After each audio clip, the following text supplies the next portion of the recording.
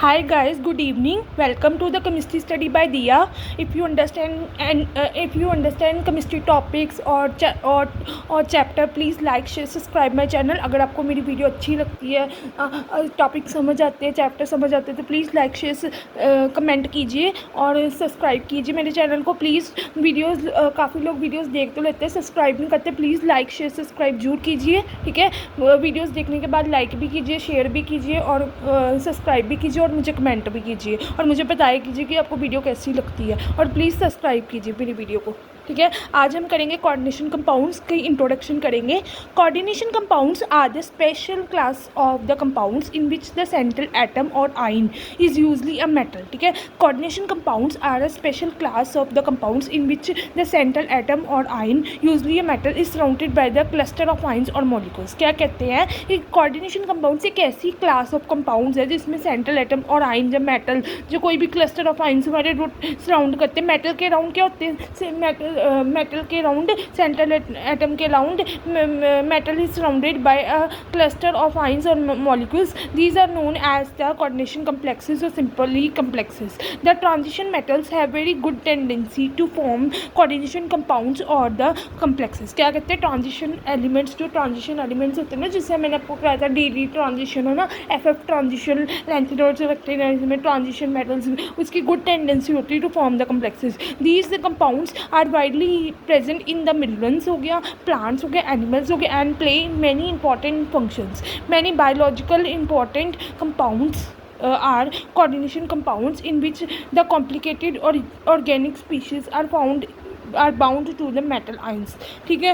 The common examples are the hemoglobin, which is coordinated compound of the iron, chlorophyll, which is a coordinated compound of magnesium, etc. These compounds have many practical applications in important areas such as water treatment, soil, plant treatment, protection of metal surfaces, electroplating, textile dyeing, and analysis of the trace elements.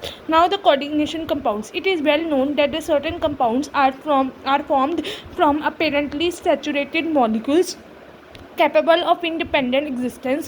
For example, when the aqueous ammonia is added to the green solution of nickel chloride, कहते हैं जो aqueous ammonia होता है, ठीक है, aqueous ammonia जब green solution of the nickel chloride होता है and in nickel Cl2, the color changes to purple. The nickel 2 plus ions almost disappear from the solution. Ammonia molecules form association with the nickel 2 plus ions, forming a new species of the composition. Such ion is called the complex ion, ठीक है.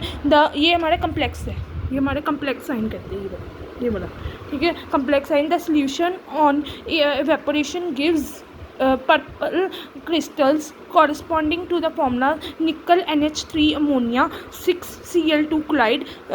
Such a compound is called a coordination or complex compound. If the crystals are dissolved in water, there is hardly any existence for the existence of the nickel 2 plus ions or the ammonia molecules. The properties of the compounds are completely different from those of the nickel ions or the ammonia molecules. Like the nickel chloride को जब ammonia के साथ करोगे तो निकल amine 6 chloride आ जाएगा, ठीक है. उसके बाद जैसे निकल अमाइन को जब आप 6 क्लोराइड के साथ निकल अमाइन 6 Cl हो जाएगा साथ में, ठीक है. ये आयनाइज हो गया, ठीक है. The species in the square bracket does not ionize, it remains as single entry, is called the complex ion. Similarly, we have learnt in the qualitative analysis that the white precipitate of the silver chloride, ठीक है, dissolve in the ammonium hydroxide.